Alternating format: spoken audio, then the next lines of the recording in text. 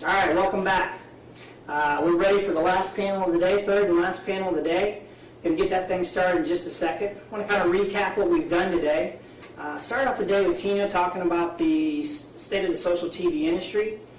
Then we went to Eric, who talked a little bit about the different types of users, people who are using different types of social TV products, those that are being driven by different types of behaviors and why. We went on to talk about strategy and how do you create strategy for social TV products, various social TV initiatives. Last panel we talked about products and what happens in the product development life cycle. This panel really is going to talk about what happens after you launch a product. How do you engage your consumer? What types of content do you need to engage your consumer today? And how do you measure the success of those initiatives? That's what these guys are going to talk about today. You guys, what we're going to kind of do is it's kind of a town hall kind of discussion format. I'm going to sit over there. I'm going to pummel you with questions over the next hour or so.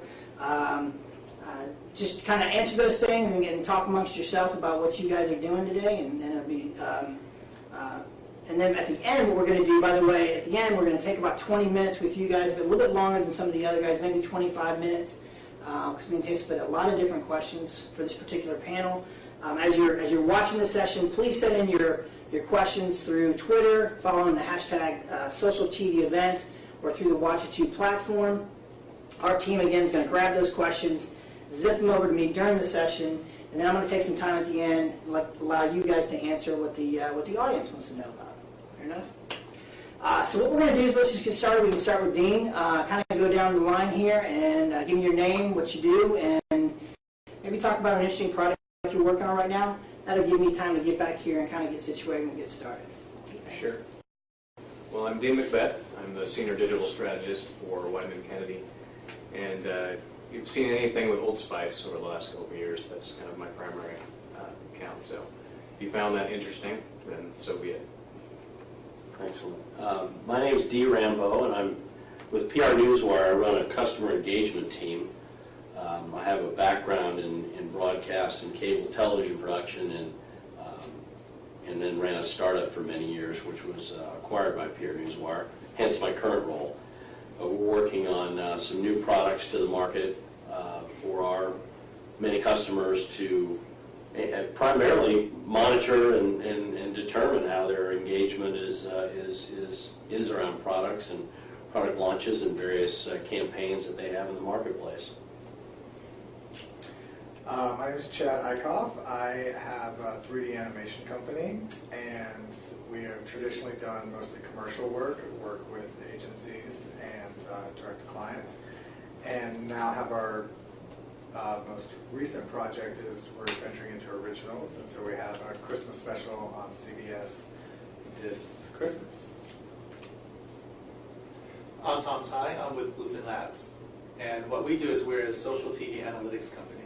So we work with agencies, brands, and TV networks to marry social media conversation about everything on TV, and that covers both TV shows and also ad campaigns.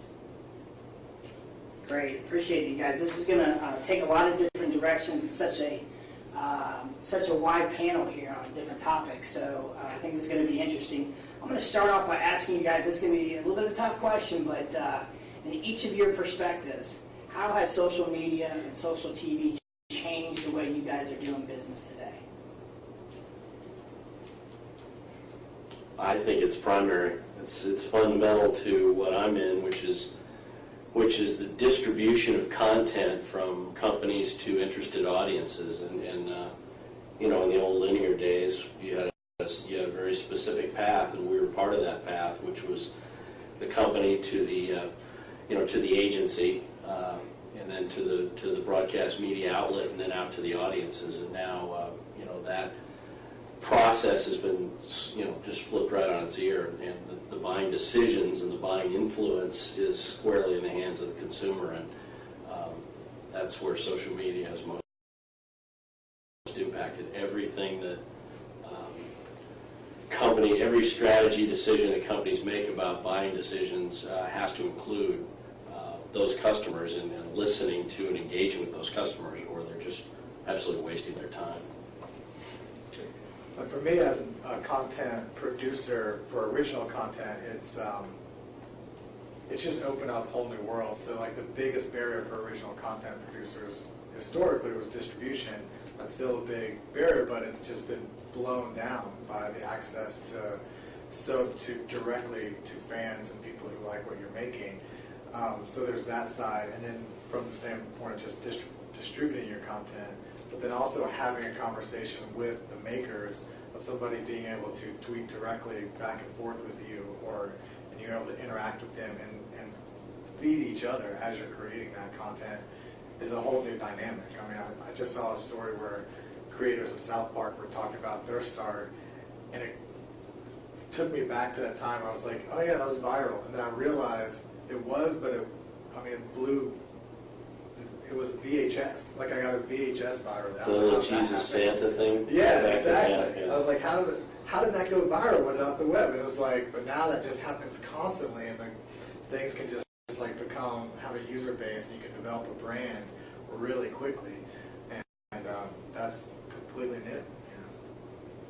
Yeah, and for us it's been about, I mean, we're in the business to create provocation. I mean, good advertising should do that, positive or negative, and we can see that happen real time. So what we release gets an immediate reaction, and so that changes the game for how we actually create in the short term and the long term. So we can see how people react to certain things that we release, and based on those reactions in various communities online, we can tailor our content to talk to them later. So it's been amazing. I mean, from the content production side, it's nothing that you would have ever imagined prior to, right? Like you released your big VHS tape, and hopefully some people talked about it and appreciated it, but now you can actually see that unfold literally in seconds, and that's the amazing factor for us.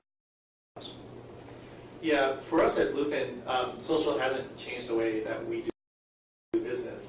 We're in business because this dynamic exists. Actually, the fact that people are having conversations about TV in social media, and hey, is that data useful for companies? Agencies will want to understand what people are saying about the brands they represent. The brands themselves want to know what people are saying about themselves, and also for CMOs, learning how to connect or getting more data to connect the world of paid media with earned media. And of course, the TV networks want to know what people say about their content, and also they want to use that information to increase their CPMs when they go out to the agencies to sell their inventory. So it hasn't changed the way we do business. We're in business because of this very dynamic. Thanks for that, Tom.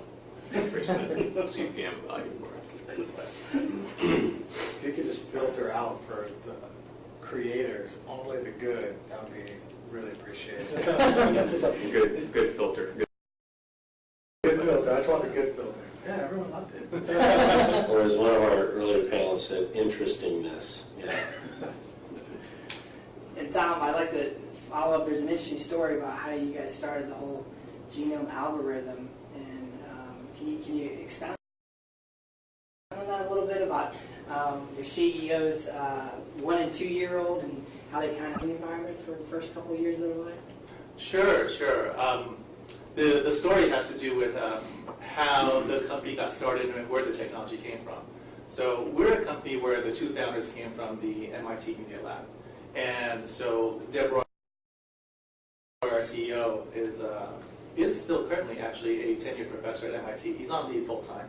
Our other co-founder, Michael Fleischman, our CTO, had completed his PhD at MIT.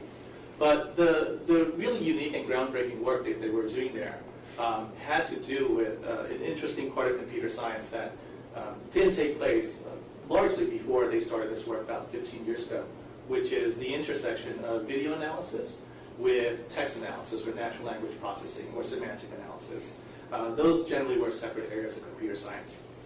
And the project that you're referring to was a very big video and audio recording project where our CEO, upon the birth of his first son, wired his home with roughly 11 or so cameras and had the cameras on 24 hours a day to record video and audio of every waking moment of his son's home life.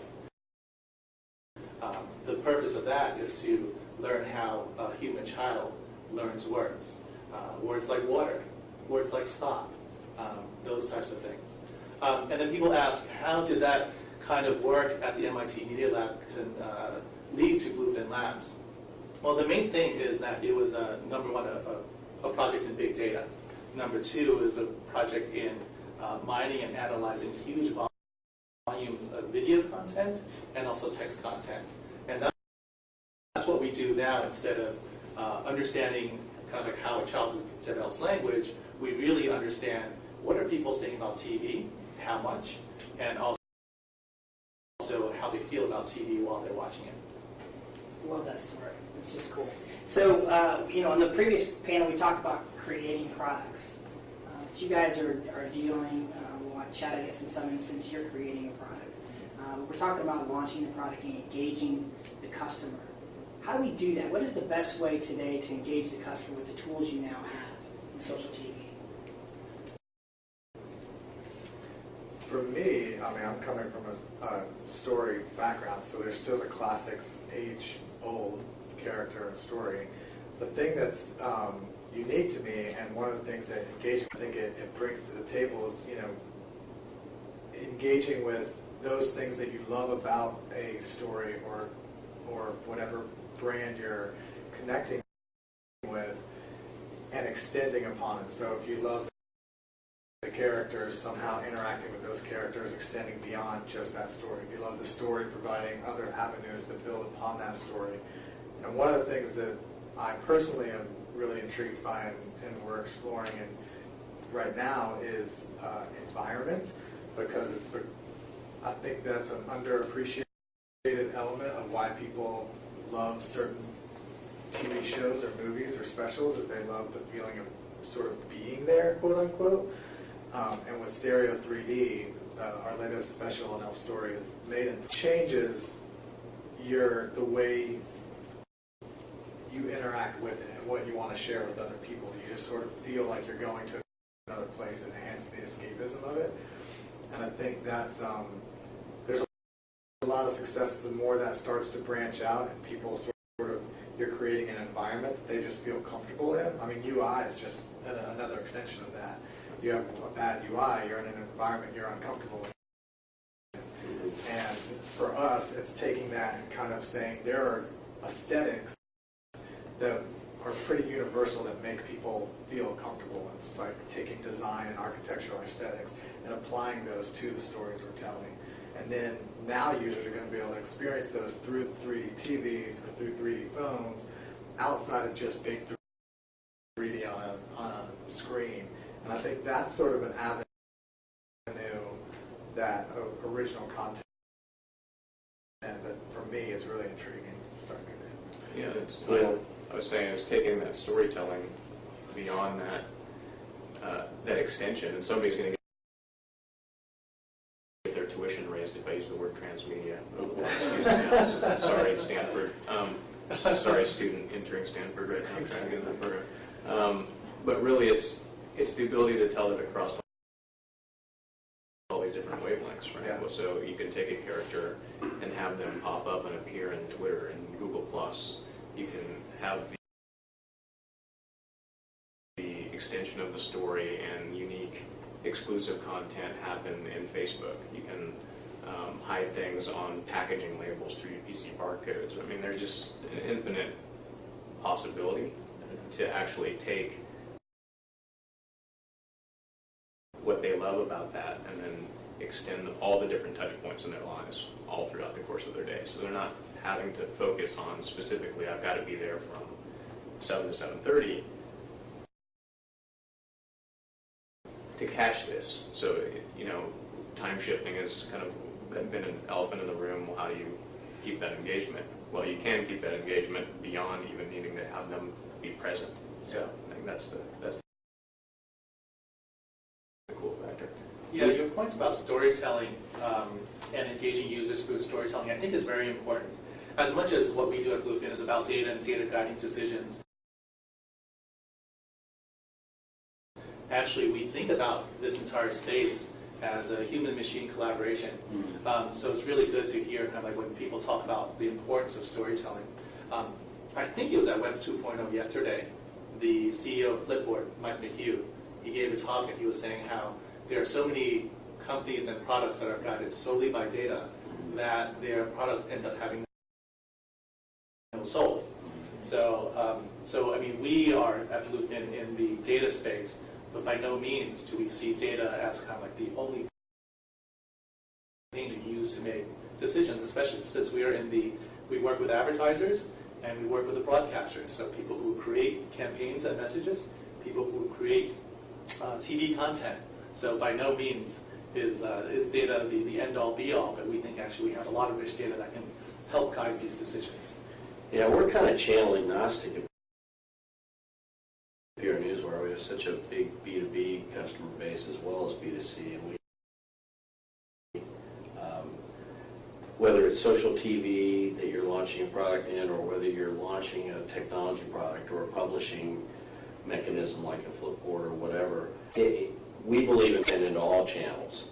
And then, of course, if you don't have the measurement capabilities, then you're not going to know.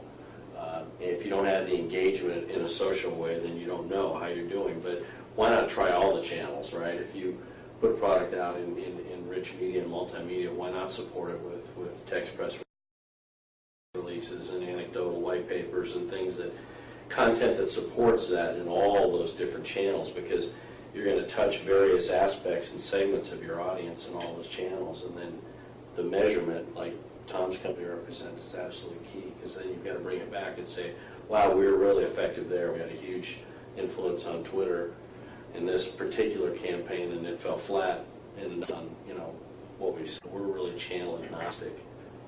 See, that's interesting. So are we just of sorts, this worked in one channel, it didn't work in another. We had this type of content this time, and then we changed it, and it worked a little bit better over here. And Dean, you talked about you used to have a project-based type of situation, and now you've got an evolving type of advertising campaign. Does this make it harder for you guys to do your jobs? And because things are changing and you're getting that feedback of seeing where things are working and where they're not? Well, I think it makes the teams have to evolve and adapt. I don't necessarily think it's harder. It actually gives us a bigger palette to paint on. I guess the key factor of what Dee said too is what we're really concerned about is how each individual community takes a piece of content and how we can tailor that to speak in their vernacular. So I think you were hitting that nail on the head, or going there, and I'll just kind of riff off of it, is that it can't be the exact same thing for every single channel. It can have the same message, but a Reddit community is going to behave so much different than a Facebook fan page versus a Twitter audience versus a media audience, etc. So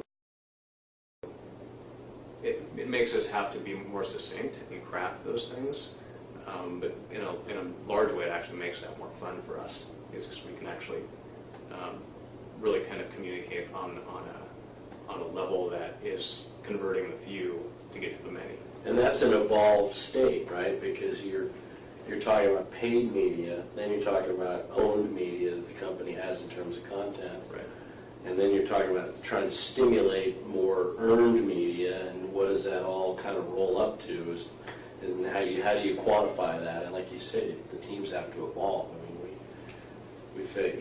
we've had a lot of customers face a lot of challenges in that way, and it's kind of a shotgun approach now, because you have to try all the different channels, but with individual content. Right. But it has to have some consistency across it. Yeah. It's challenging for sure. And Dean, what you were saying about how a Reddit community is potentially different from a Facebook fan page. Yeah. I think we're now in the world where we are breaking out of age and demographics. It's not females of a certain age. Right.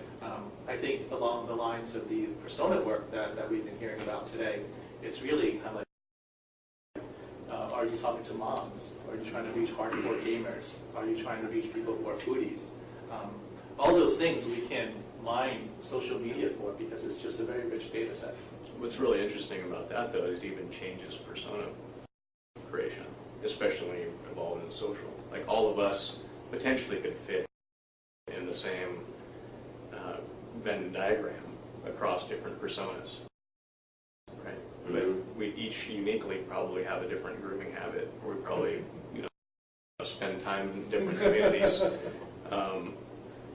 Some more deviant than others, but yet we might just fit in kind of that. Oh well, they're young guys, professionals, whatever. But really, now there's even sub-segments beyond those bigger categories, and those are things to really kind of watch out for as we evolve content. Yeah. So where's that headed, Dean? I mean, where is the combination of advertising, social, digital, TV? What's on the forefront for agencies and the things that they're looking at these days? Well, I think for us, going back to what Chad was saying about kind of original content, it's really trying to align your brands that really make the most sense to create original content, where instead of it's a sponsorship or it's an integration of a Coke can in a TV show, it's now Coke creating original content. And it's now brands like Old Spice looking at creating original short-form web content, etc. And when it makes the most sense for that brand to come to life, personified, the Old Spice guy is a perfect kind of character example of that. There's a handful of other characters in advertising history that could have done the same thing. Michelin Man, Jolly Green Giant, right? Like those would be interesting characters to have come to life and talk to you on Twitter. Yeah. But it helps us kind of take that and say, yeah, here's how we're going to tell those stories. Here's where we can actually take brand characters and the brand mission and their brand purpose and actually bring that out and create experiences, characters, storylines, all of those things within digital and within social. So it's an evolution, but that's kind of what we're all looking at, I think, in terms of advertising. Yeah, from that standpoint, I think what's interesting right now is all of these can be independently, can be the fertile soil that an original sprouts from. So I find it really interesting, like Angry Birds, obviously a super successful app, but its model now is the same as like they've got an original content, recognizable brand, and now they've got merchandise out there. They're signing licensing agreements. A friend of mine just directed a short for G4 TV that's a riff off Angry Bird, and it's like they're taking that piece of content and feeding the marketplace through all these different channels. So that one grew out of an app and turned into like an actual recognizable character-based like piece of merchandise and content. And the same could happen from a commercial, like you were saying with the Old Spice guy.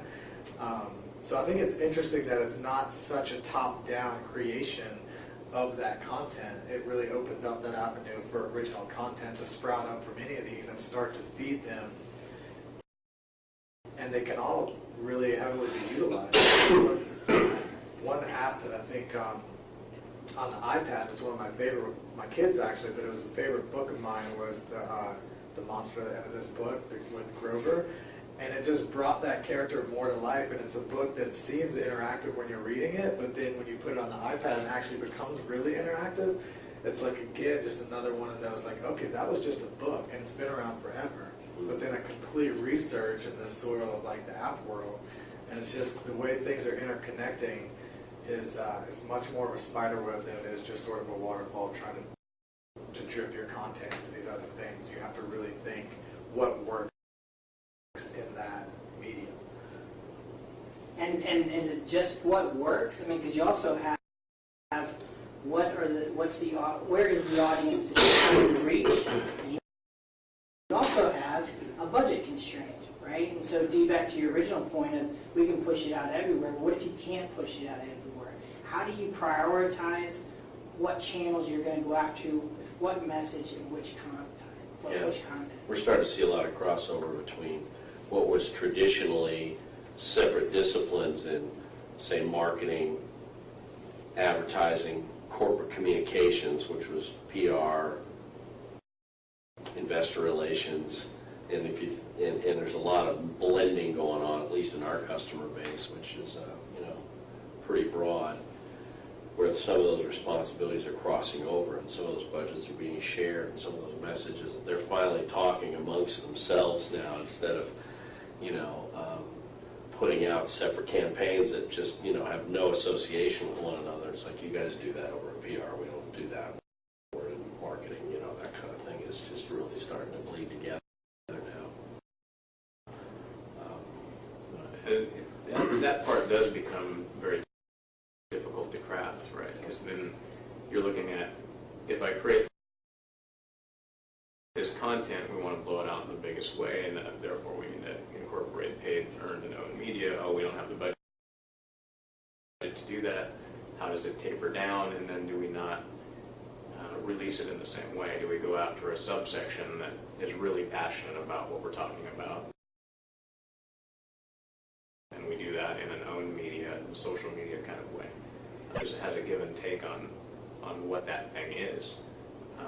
It'd be great if it was all unlimited budget, but that's not the reality. It's a very practical question that you asked, and one of the things that we worked on a lot with our agency partners, the folks that are focused on the planning and buying side, is reducing waste and getting the most highest level of efficiency for their media buys. So you may have a campaign where you have a set of creatives for a campaign. Those creatives don't stimulate the same amount of conversation across all the different show genres and individual shows on TV. For the first time, through the work that we do on the creative TV genome or the social TV analytics, you can actually measure. You could put tons of creatives out there, or you could put a set of 5 creatives that all pass through your copy testing. But once you run it on reality shows versus dramas versus documentaries versus sports programming, you'll see what audiences are saying, both the volume of their conversations and the nature and the tone of their conversations. And then you could adjust on the fly from there. What we need is mood-based ad buys. Yeah. I want all sad people Great. on the East Coast right now. Right. Phillies fans and Yankees fans still probably qualify even a couple weeks later. But it's it's hard when the languages are different, right? Because if you're talking about budget, you're talking about measuring for spend and creating efficiencies. Again, back to the combining of disciplines. You've got marketing people talking about eyeballs. You got advertising people talking about equivalencies. You got PR people talking about distribution. And what do those things mean, and how do you measure them if you're all looking, and who owns that monitoring responsibility, right? To listen and monitor and then report back. Who owns that capability inside the company? Do you need to have a social media team that owns that? Do you need that to be in your marketing group? Do you need that? It's a tough one. We're seeing it all over the place. Because of that blend, we've seen a lot of those walls between factions starting to crumble. Yeah. Right? So it used to be PR. We had these PR pickups, and we quantified them through Quantcast and Compete, et cetera, and it got us this millions of impressions. And then paid would do the same thing. We delivered X amount of dollars. This got X amount of click-throughs. This amount of impressions. This is how many people engage with it. And then owned and digital was always this. Well, 3,000 people click the submit button.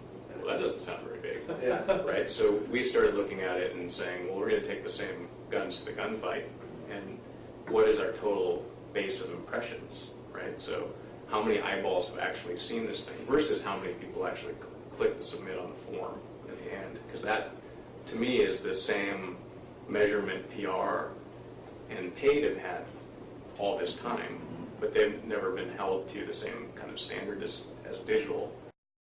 Yeah. Right. What's my ROI on that?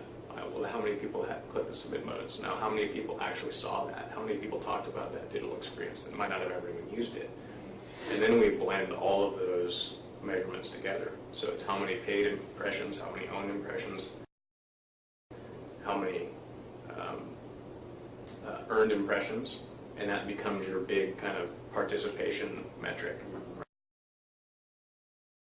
right? And that becomes a much more palatable thing when you're talking about a campaign that's fully integrated, rather than having to carve those individual budgets out to each person. And then it becomes a concerted effort. Like everybody has to be, PR has to measure all the stuff they normally measure, paid inserts all that data, and then owned, we need all that data back. And so I think social's also changed the quality of the engagement too. Like you said, if you put it out, like let's say you've got an animated short you're putting out that's, you know, supporting a new broadcast show or a new movie or something, you know, you've got if you've got a low number of eyeballs, but each of those impressions are full minute and a half reads, you know, watches of that short, the quality of that engagement is hard to quantify. You know it's better, but how much better? How much more is it worth? You know, it's a tough one. Team, building on top of your point, another example of this crossover that we're beginning to see, the leading companies in the agency space,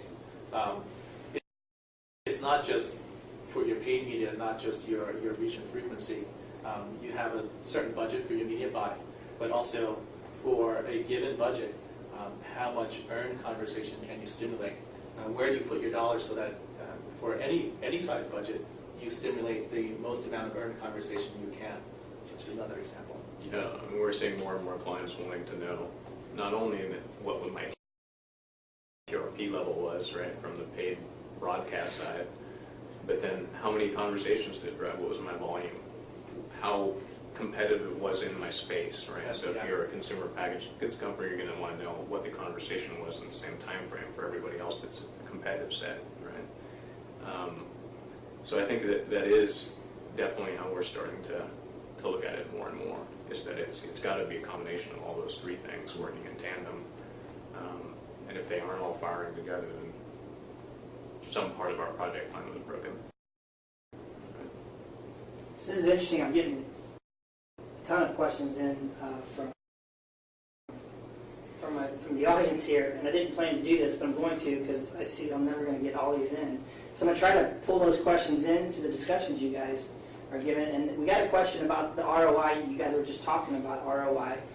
Is it possible to quantify ROI for social engagement with a brand? But I want to expand that a little bit and ask, based on what you just said, are we redefining what ROI means, potentially?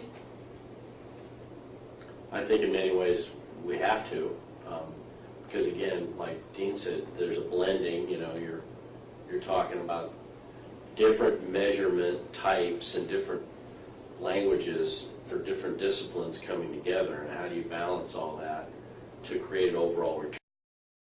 I mean, a complicated brand like a P&G, you know, they've got sophisticated teams and they've got sophisticated people using sophisticated metrics, and you know,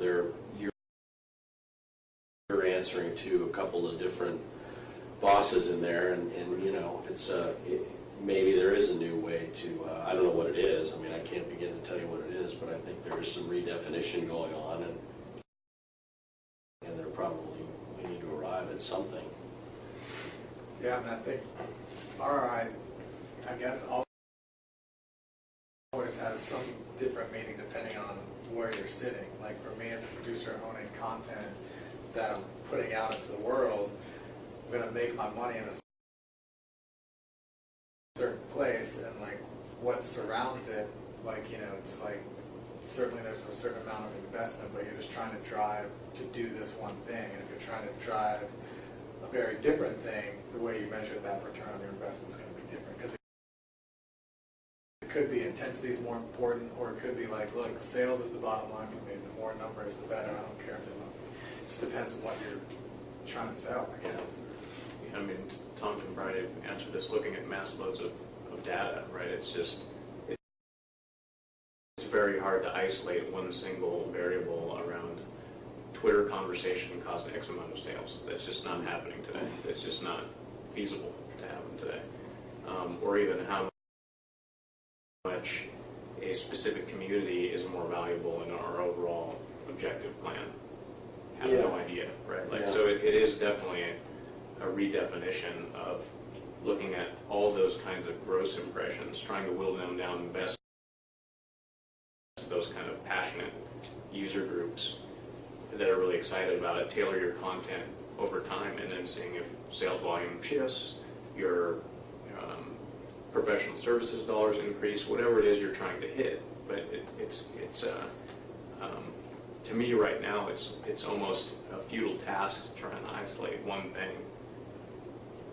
Just make sure that that full integrated effort is really kind of targeted and focused at the right passion groups, and then watch those, champion and challenge yourself over time. There's even difficulties within the tools themselves in social media. I mean, we're building a product right now for our customers that involves a lot of social media monitoring, and you look at documents, say a news article or a blog post or something out there that you found, you know, in a feed, and depending on how you analyze that text, is it a document-based analysis for sentiment, or is it a full text-based analysis? Because you could have an article that says, that the auto industry in general is faring poorly, and Detroit in general is faring poorly, and one bright spot is Chrysler, and that one sentence, that one phrase is a positive sentiment in an overall extremely negative article,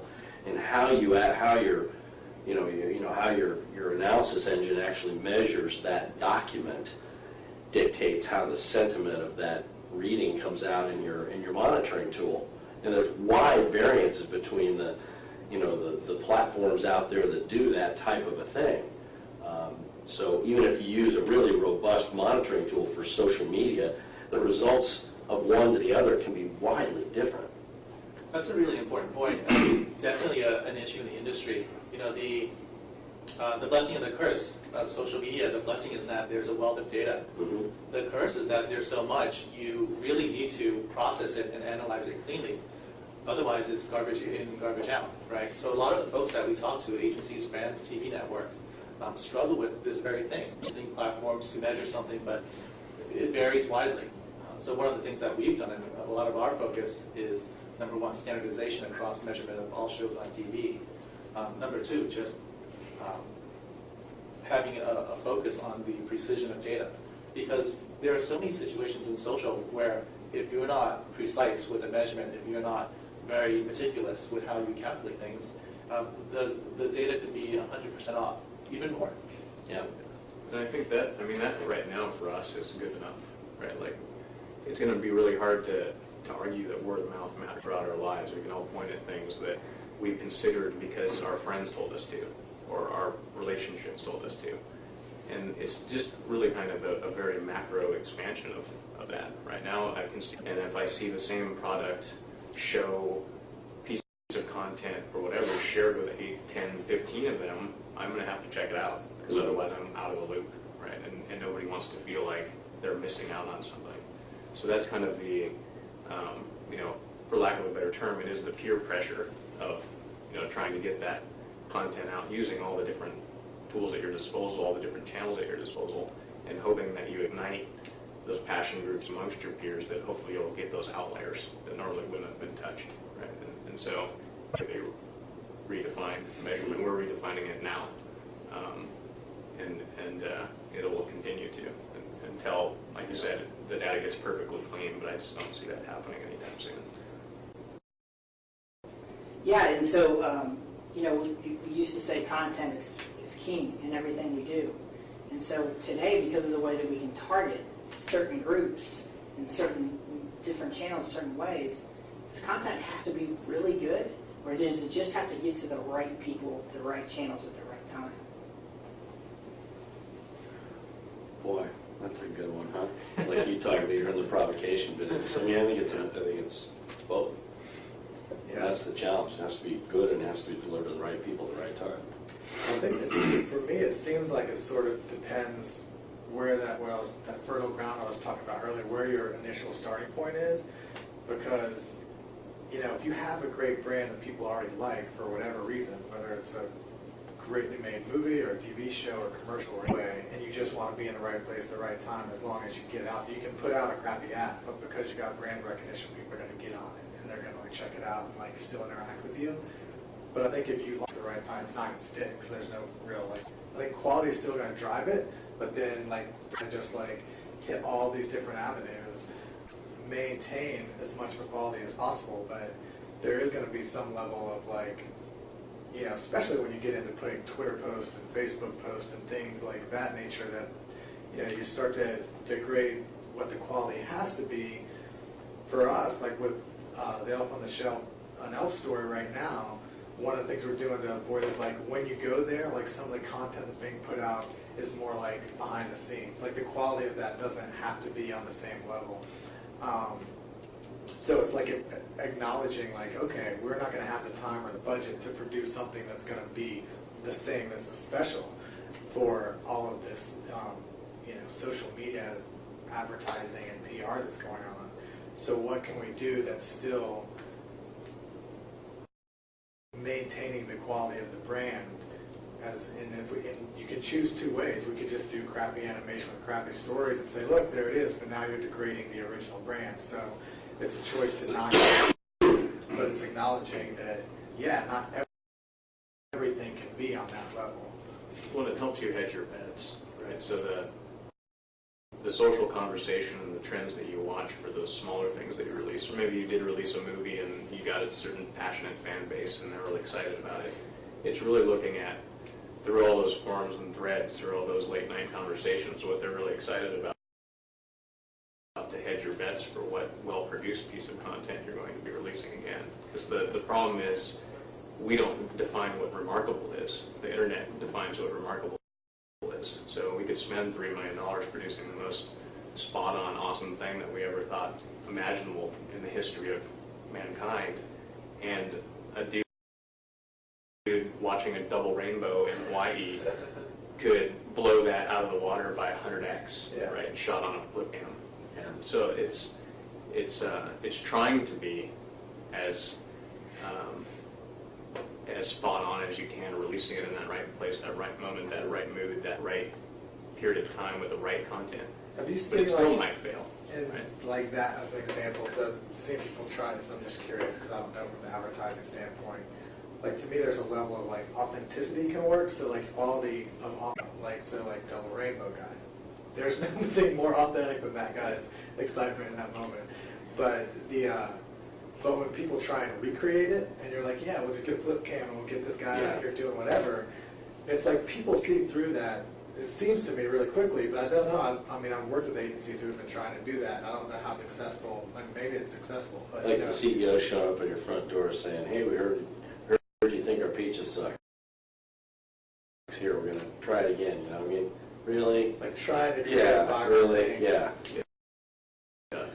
The old adage of genius steals doesn't matter anymore on the internet. Yeah. Right? Once one big community, one big group has already seen it, spread it around, shared it, they're going to remember that in their databank. Somebody's going to remember that happened. Yeah. So if somebody tries to parody or spoof it, it better be a parody or a spoof and pretty transparent about that. Yeah. Otherwise, they just snip it out and it shuts down. And it's the video that got a huge amount of dollars spent on it and has 3,000 views, right? That's just, 2 days is the new month in the internet, right? That's about as much as you get. Well, that's such a huge element, too, the time-based element. Companies and brands have to be so much more nimble now because of the internet, and have to be more agile in how they plan, because in technology production, developing a technology product, you could afford to have a waterfall development process, and in a campaign you could plan for next year's budget and everything, and we're going to do it in Q3, and that's completely blown out of the water now. You have to be nimble and reactive and agile in your planning. You have to be able to change directions and shift, and it's completely, the temporal aspect of it, of social media has really been sure. Do you see in like your studies anything that is sort of identifies what things stick? Like, because even let me define more. It's so general. Like, as an individual on Facebook,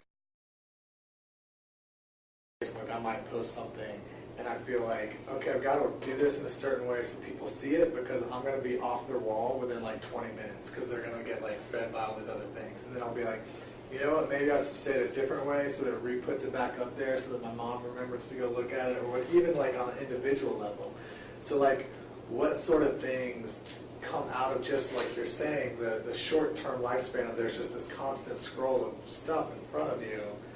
Is there anything that sort of like crosses across that like these are the things that jump off that scroll pretty regularly? Yeah. For us, we haven't studied that dynamic. I'll bet there are probably a lot of other companies that are more focused on just pure social monitoring that would have more insight there. I'll just mention one thing that's related. You were talking about authenticity, and I think we were talking about putting things in the right context at the right time. One thing that we do have information on when we look at what people are saying in social media about things like product placement. Dean, I think you mentioned the example of a Coke cup on the table.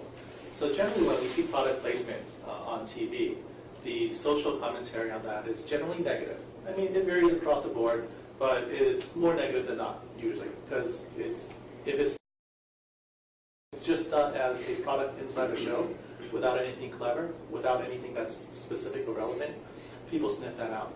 One example that I saw that bucks that trend, that I thought, well, not that I thought, that our data said was executed very well, was the Pepsi integration into the X Factor. Because not only is, I mean, Pepsi, that's Pepsi cup on the judge's table, but if you've seen the X Factor, especially the premiere, they were running Pepsi commercials that were music related and featured the nostalgic cuts of the commercial, classic Britney Spears, Michael Jackson. And we saw that in social media when people were watching the X Factor. Felt very, very good about that particular integration. You realize you can't mention Pepsi in Georgia, right? That's a good point. It's okay. There's a example of that context. Pepsi van waving a whiskey away outside. Right? Exactly. Just pulled in. Unmarked. So we have an interesting question from Watch2. I'm just going to piggyback on this discussion. We'll move on. But the question was, how do you direct content to different personas? Dean, you mentioned personas, and that maybe even using some of the technology with Bluefin Labs, it's changing how we can target those personas even better. Can you get that defined, and can you direct certain types of content to personas, or make certain types of content for specific personas? Oh, we're doing that now. I mean, personas is kind of more broad-based. We do it more communities and groups, right? So many personas might fit into a specific community, like a Reddit, for instance. And you see a lot of people are trying to test that since we've done the responses campaign of going in and showing up and doing, IMAs on Reddit, just kind of showing up and letting the community take questions and then producing content later off of those questions. But we are definitely taking the micro approach to starting to craft things that are just messaging to Etsy, for example, or just messaging to Pinterest, or what's Twitter going to think about it? What's our Facebook fan base going to think about this? And so it changes your production, changes how you kind of look at your content strategy, all of those different things. But yeah, ours are focusing more on some very deliberate personas that we've created for those.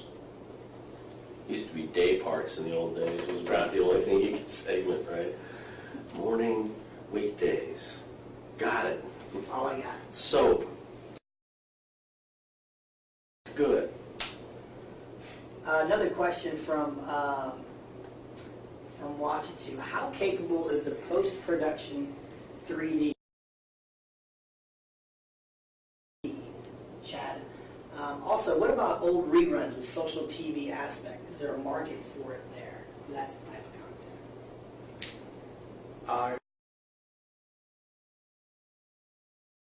I'll split those out because they're pretty different unless you're converting old TV into 3D. But which I'm sure somebody's trying to do somewhere. So the 3D production side of things,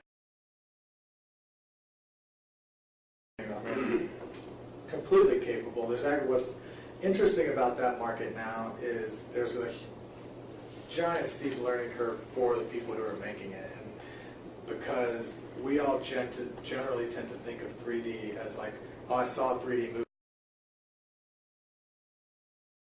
and then boom, that's your brushstroke for 3D. Or I saw that 3DS Nintendo game. That's my brushstroke for all things 3D that way. And what's interesting, the way we're being vetted through the technology is probably one of the least differentiating factors. It's really how it gets produced. Like, those decisions are being made and how you make it. So Avatar, we sort of started this whole thing. Obviously, James Cameron put a lot of thought, a lot of like research into how he was going to do it, made certain decisions that, you know, are up for a director to decide how they want to do.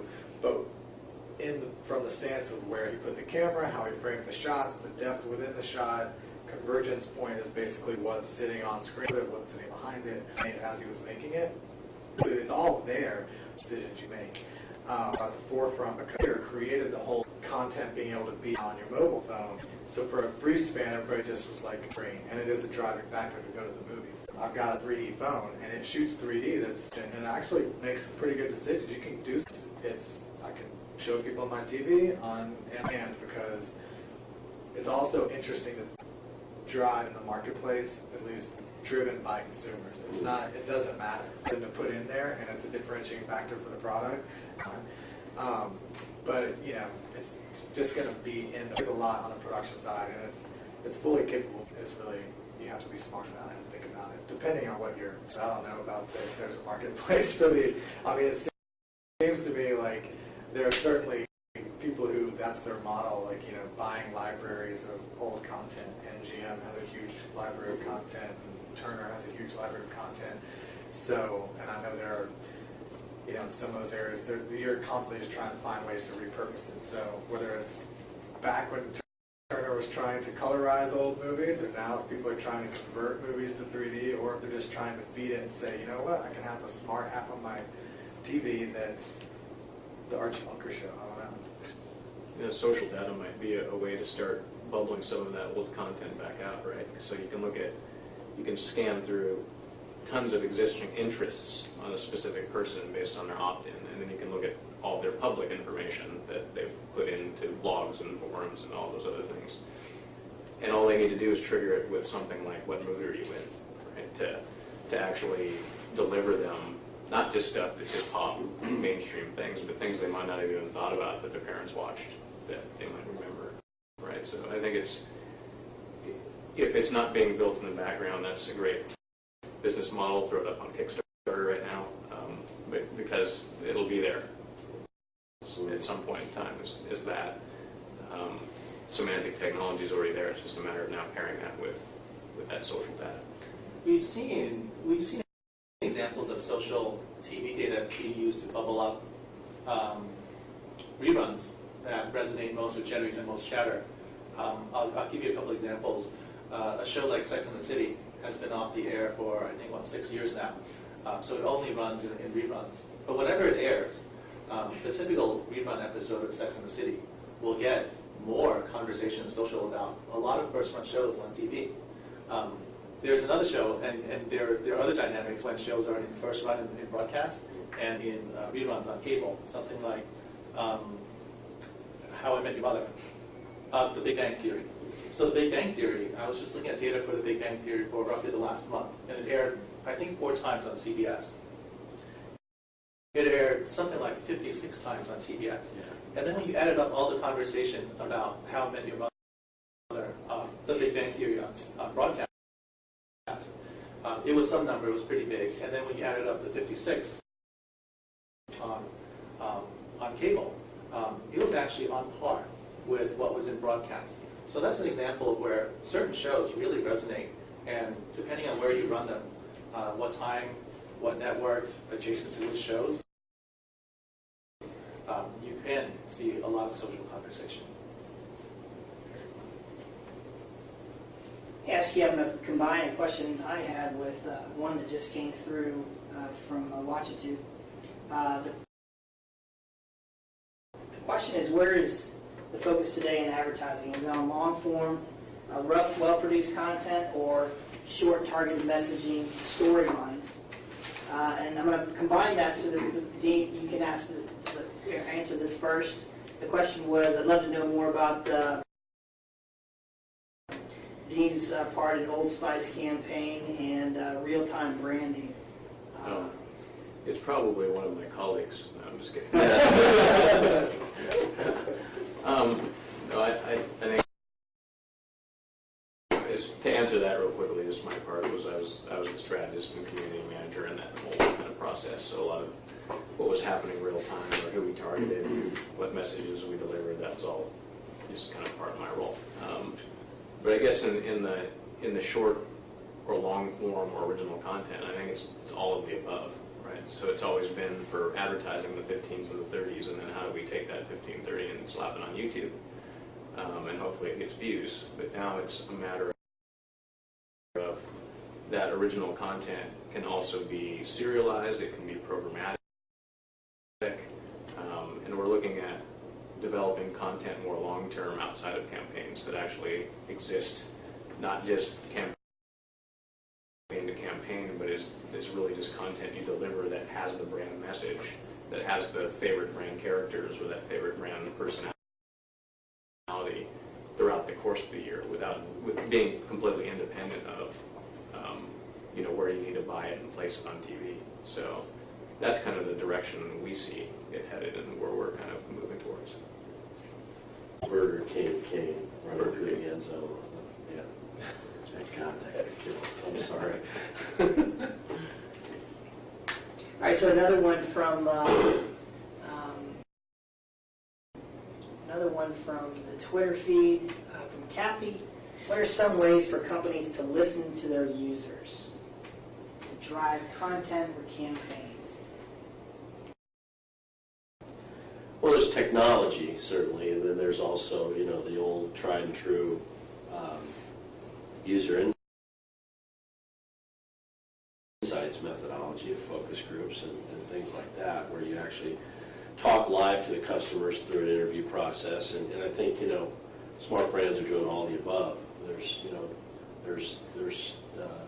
experiences we've had recently, with a couple of customers launching products where we've been able to work with them on tools. We've done everything from surveys to live events to testing events to technology events and webcasts and webinars and things like that. So I think all the above is available today, which is great. Yeah, and for us, it's not. We're really trying to focus brands not just listening to people chatter about your brand on your channel, right? So instead of looking at volume of conversation in mass that isn't on your YouTube page, your Facebook page, your community, or whatever that you've built, but looking at that conversation off and really looking at it, to make sure that it's really saying what the sentiment analysis bubbled up for you. So because that's a lot of where that insight is happening. People don't necessarily want to badmouth the brand. Some do, right on the Facebook page, but they'll go do it somewhere else. And so it's really having some people that can go out and spider that. We found a lot of people curate levels of content too through, there's all kinds of drip campaign companies out there. The marketers use all kinds of tricks with, excuse me, and they're not tricks, but seeding content and then curating content they get a certain response level to one level, and they'll come out with a second piece in a series. Maybe it's a series of white papers or intelligence around a topic or a product they're coming to market with, and do things like that, and do it over time programmatically. So you're, like you said, you're ferreting out some of the repeat offenders, the people that are always the loudest voice and are the smallest segment, but you're really getting to some quality conversations on a regular basis. And that's got to be all opt-in and delivered over time. They're not going to respond to a $10 Starbucks card for a survey. You're not going to get to those people unless you have a little bit more quality piece of content. Follow up on that question, kind of for all of you guys, just from my standpoint, because I can sort of dictate to the client or be dictated to like what of those short form, long form, quality level you're looking for. And we sort of sit in the realm of producing it, or do. And a lot of what just because I personally am interested in always like new technology and pushing where things go, and even sitting in a 3D space saying like, oh, here's a great opportunity. People have it, and there's no content. I have a phone. The only thing I can show is my own trailer in 3D. Like, the stuff that's on there is terrible. And same goes, you have 3D TV. There's a certain number of Blu-ray TVs. So I'm like, hey, there's a giant gap. I don't know how you measure the people who are watching it or whatnot.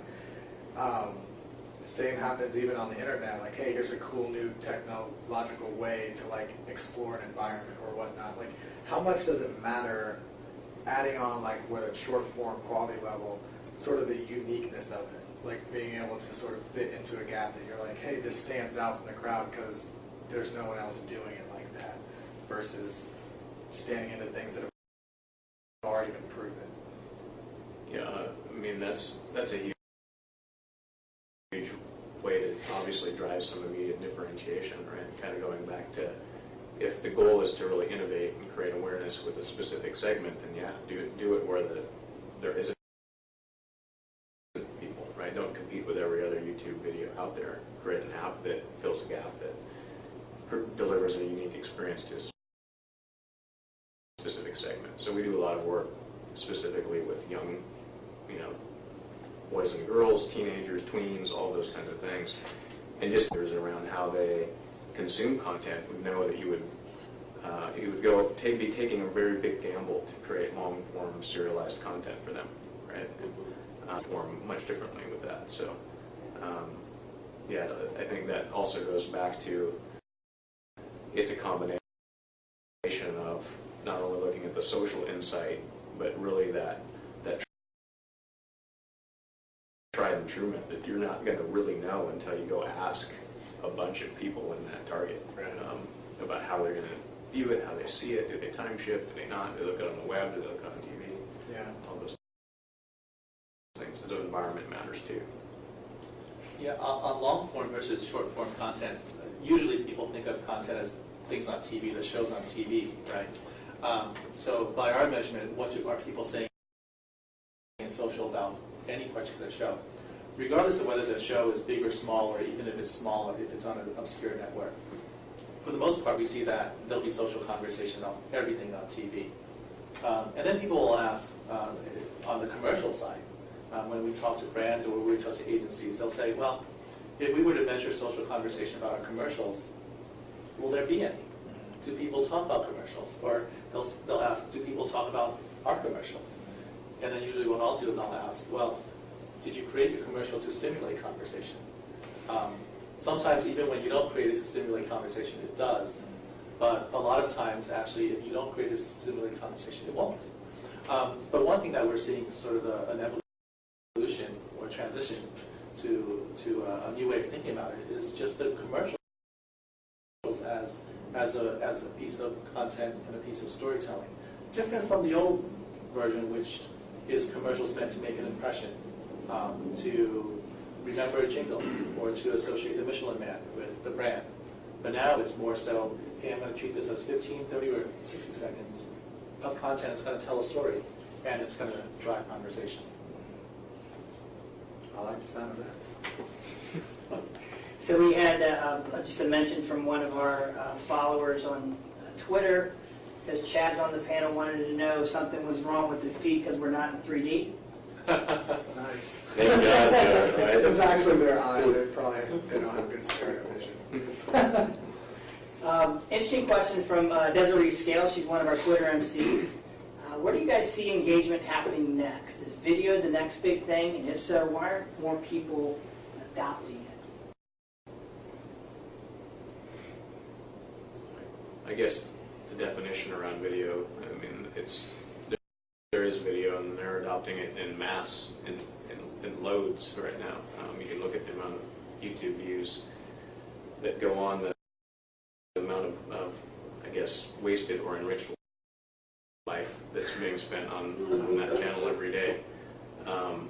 So there's already a ton of it happening, but I think engagement is going to define, at least in my perspective, where the most adoption is happening, right? So it's probably not going to be the most unique and newest piece of technology or the brand newest network or community or piece of social media platform that gets put out there, but what's the most pervasive and most adopted?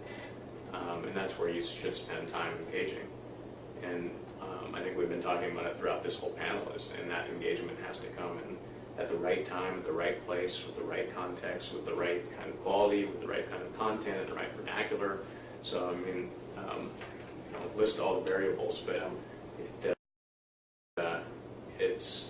it's already happening now. We're just going to be following where those waves go.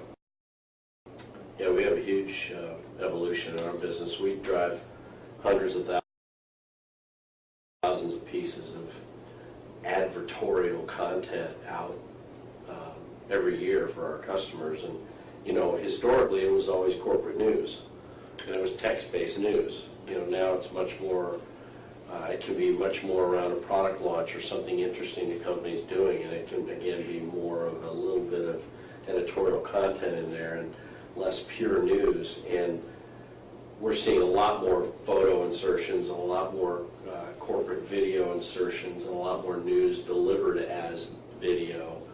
And the pickup on that content is you know, exponentially higher than it is on just text news distribution. So we're seeing, even used in that corporate news distribution business, a huge uptick in the use of video to tell a story, even a news story. Absolutely.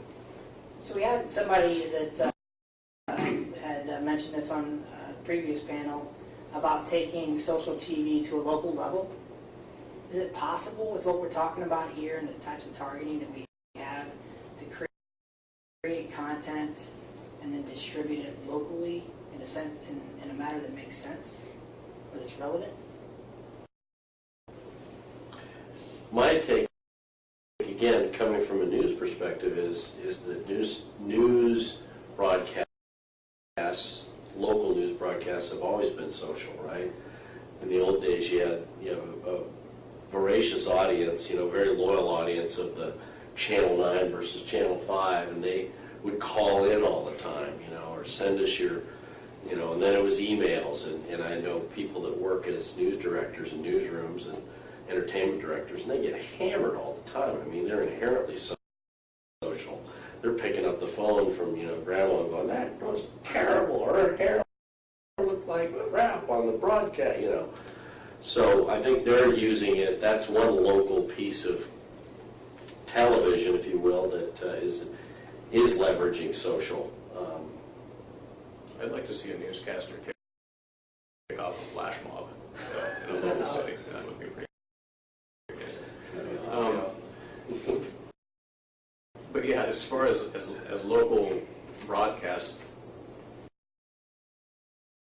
content, though, it's difficult to coordinate it all. I think because of not necessarily in the program piece, but the advertising side, is because that inventory is never really always succinctly where it's supposed to be, right? So you might buy within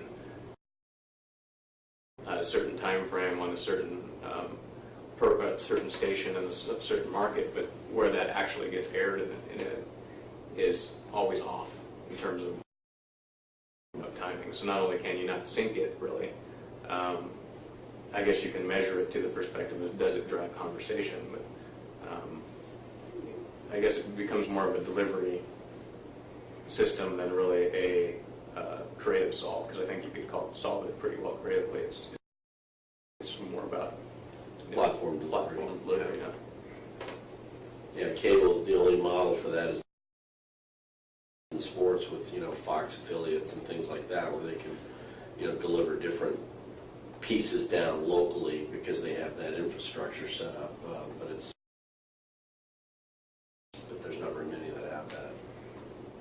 So I'm going to throw out two more questions to you guys here. One, that we followed on the piggyback of a comment from somebody on Watch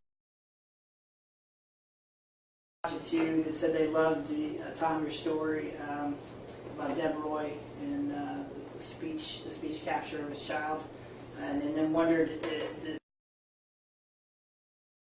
does Bluefin Labs only hire MIT grads?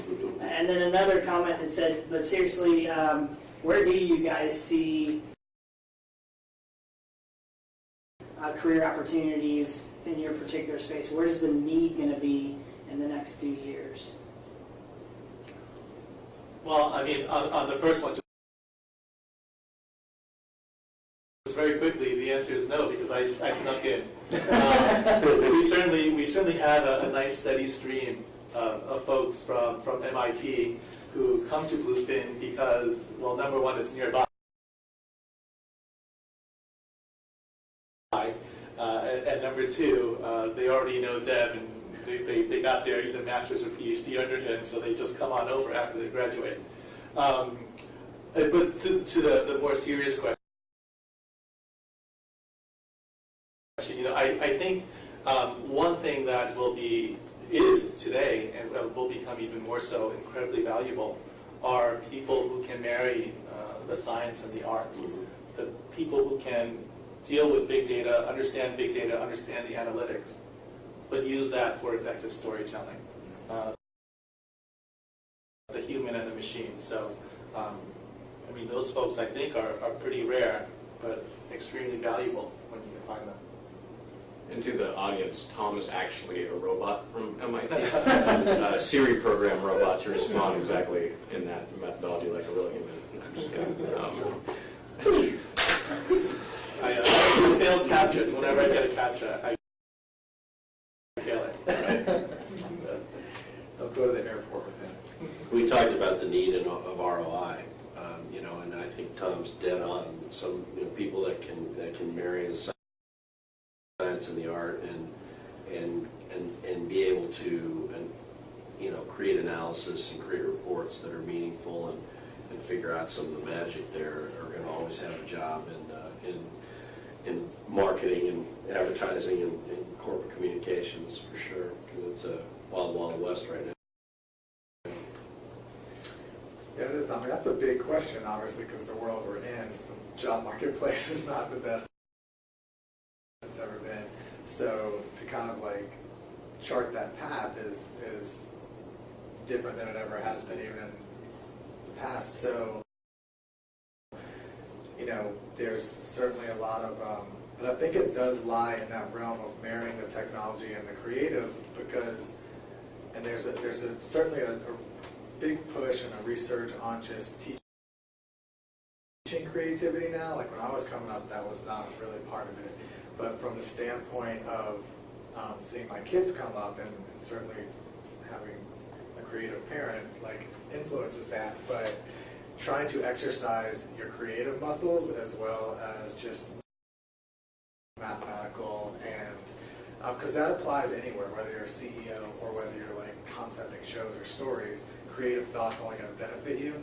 But from the standpoint where we sit as a country, I think like that's a huge thing now, because the whole shift from, I've heard, I can't remember who it was, but somebody else speak on this topic who's much more knowledgeable than me, but the takeaway was our education system was set up to feed the industrial age, which had a certain type of jobs and skill sets required for it. And it's evolving, but much slower than the evolution of the technological age where we are now. And so the ability to educate, to feed the technological age, which is driven by creativity and technology together, that's like where those two are crossing over in the people that I hire for sure, and the people that I get hired by. So it's the kind of thing they're looking for, as opposed to necessarily becoming a master of one minute skill set. Yeah, and the ability to kind of combine, right? So I think it's not only creative, technical, but also this inherent ability to combine, finding somebody that's really into web development or analytics, and somebody that's really into creativity, somebody that's really good at a PR, a social media expert, et cetera, and being able to put all of those disciplines together and be able to coordinate them. I mean, the Uber producers, the super project managers, that's a huge new role that's going to be emerging. The blending of entertainment and advertising and traditional kinds of content development, those are all kind of merging together. What we're looking for is really entrepreneurialistic, really curious about everything that has to do with the web technologies, all those things. But yeah, somebody that will spend the time to look at the technology, or at least find the right brain surgeons to do that, rather than come in with my cloud score is X and my Twitter followers are 1,500 and please hire me. Social media and this whole emerging digital trend is going far beyond that. You need to be far deeper than just the surface. So final question for you from the Watch It 2 stream. We got a question of, where do you guys look for thought leadership today? In either social TV or each of your individual disciplines, who do you think is leading the path or creating the ideas? For me, it's oddly my kids. I mean, I'm creating kid content, but I'm astounded, and my coworkers are probably annoyed by the amount of times they come in and be like, "You won't believe what they said." Like their minds work in a much rapid-fire synapses way than ours do, and they're completely adept at all these things that we're saying how we have to learn how to be, like just pick up technology right away. And I saw that scale on myself. I was that way coming out of college, would just pick up any application and figure it out. And when Facebook came out, I found myself sitting in front of it going thinking about the things that I would click on, and I realized why am I thinking about it? Kids don't do that. People coming up now don't do that. But there's something in at least my generation that I've taken that arc where I used to be not afraid to click and push buttons, and then I just got to the point where I started thinking about it. So I get inspired when I see my kids or their friends just doing things unabashedly, and their mind just goes, and they're not afraid of what the response is going to be, or making up a story well, is this going to connect to that? I mean, it's just going, just doing it.